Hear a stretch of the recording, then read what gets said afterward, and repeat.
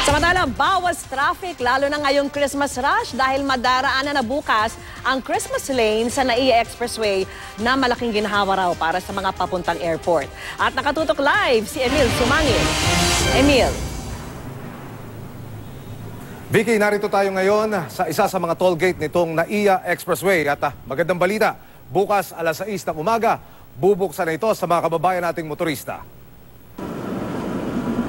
Mahigit 20 bilyong piso ang halaga ng proyektong ito na nagdurugtong sa Diosdado Macapagal Boulevard at Terminals 1, 2 at 3 ng Ninoy Aquino International Airport. Malaking ginhawa rin ito para sa mga motoristang palabas ng South Luzon Expressway at sa Skyway na patungo sa Paliparan. Nagsimula ang construction noong 2014 sa ilalim ng nakaraang administrasyong Aquino.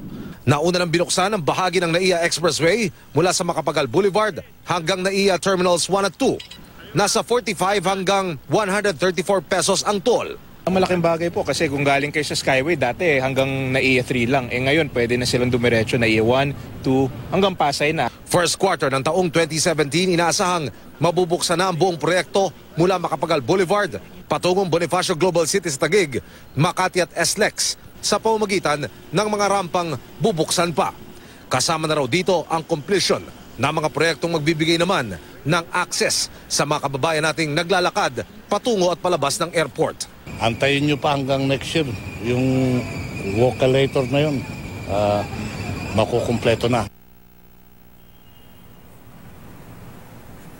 Vicky, gaya ng binabanggit sa press conference kanina, malaking tulong ang pagbubukas ng Christmas lane nitong NAIA Expressway para sa mga kababayan nating pupunta sa Paliparan at yung mga magla-last minute shopping. Vicky. Alright, maraming salamat sa iyo, Emil Sumangil.